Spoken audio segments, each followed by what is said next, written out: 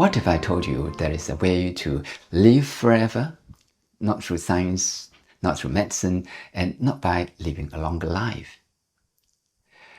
More than 2,000 years ago, Lao Tzu offered an answer that completely changed the way I understand life. But before we get to his words, let me tell you a story.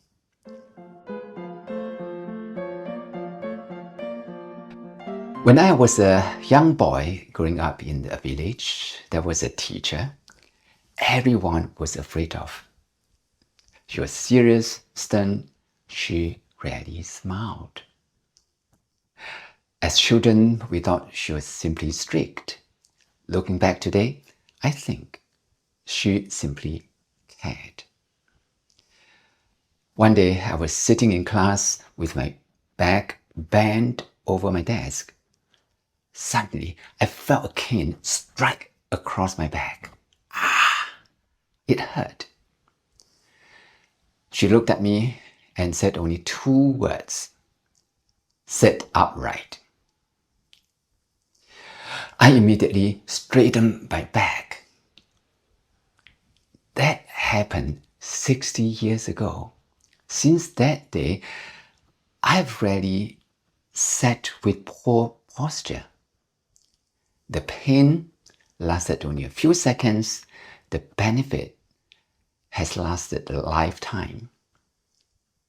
My teacher passed away many years ago, yet every time I catch myself sitting upright, she is, in a way, still teaching me.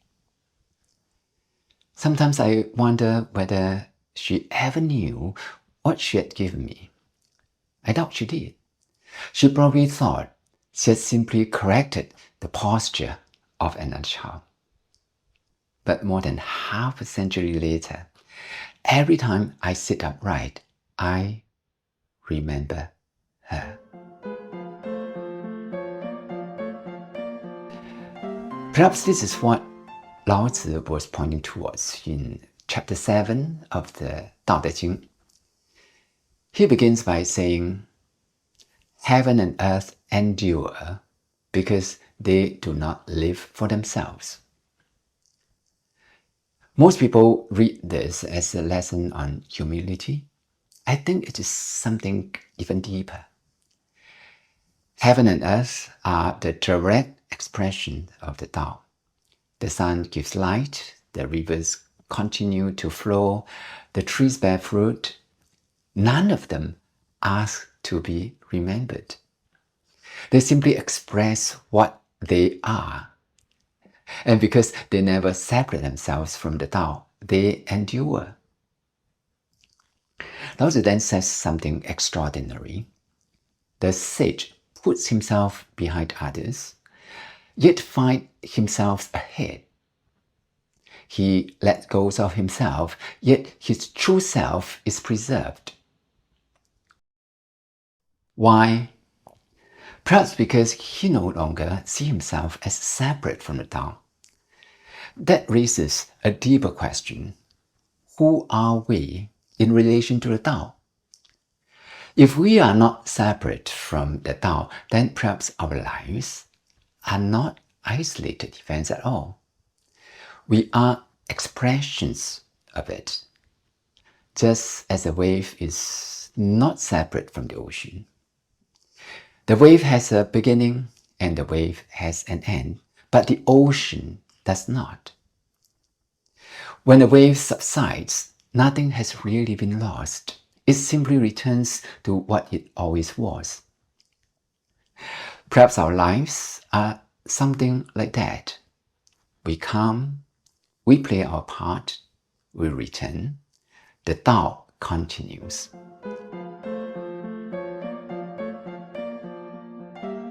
Then think of a candle. A candle that refuses to burn may last longer, but it never gives light. A candle that burns appears to consume itself, yet in giving light, it fulfills its purpose. From its own perspective, it grows smaller.